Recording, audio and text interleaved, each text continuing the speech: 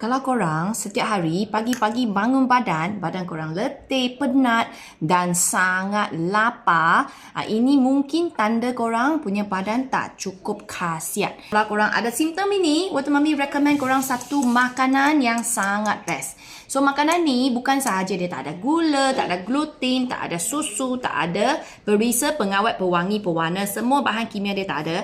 Dia datang sekali dengan khasiat yang banyak, iaitu ada protein lengkap, ada antioksidan, ada fiber, ada banyak minerals dengan omega 3. Dan semua makanan ini dengan khasiat ni adalah badan kita perlu punya. So imagine you punya badan tengah kekurangan khasiat dan you bagi dia makanan ini pula yang penuh dengan khasiat, badan you akan start rasa selesa, akan start rasa cukup, dan you punya lapar, you punya penat, you punya sakit, dia akan semakin kurang. So makanan ni adalah makan apa? Sedap, senang buat je kawan-kawan. Bukan saja dia senang buat, seriously sedap. Ini I buat perisa kopi. Dia hanya perlu beberapa barang saja. Dalam masa 1 minit pun tak sampai, you boleh je buat ini sebagai korang punya sarapan. So you tengok kalau sepanjang hari korang punya perut selalu lapar waktu bila. Kalau pagi-pagi you jadikan ini sebagai sarapan. Kalau sebelum tidur, selalu kan kadang-kadang kita sebelum tidur asyik je rasa lapar. Jadikan kita punya diet ni ke laut. So korang jadikan ini sebagai dinner. Dia macam tu, okay? So korang boleh grab set sahur sehat ini. Korang akan dapat 2 black soy dengan 1 flaxseed.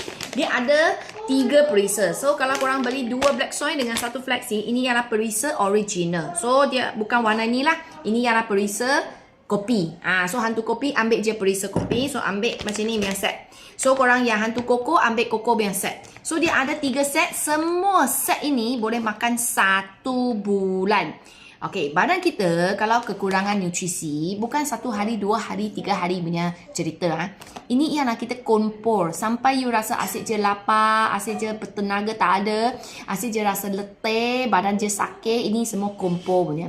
So sekarang kalau nak cuba makanan ni, whether berkesan ataupun tak berkesan, ataupun you sesuai ke tak sesuai, I galak korang try 1 bulan punya. So terus pergi grab 1 bulan punya. 2 soy, 1 flaxseed. Semua ini ialah untuk 1 bulan punya makanan. Makan setiap hari. Macam tadi I kata, pagi atau malam korang pilih sendiri. Rasa mana satu lebih sesuai. Dan ini makanan tak buat ciri-biri. Jangan risau. Dia tak buat you ciri-biri. Dia tak buat you macam tak selesa. Dia baiki you punya badan melalui khasiat yang badan kita perlu. So semua ni Waktu Mami akan bagi korang resepi sekali. Kalau korang beli set ni, semua ada sekali dengan resepi. Okay? So jangan risau, senang je nak buat.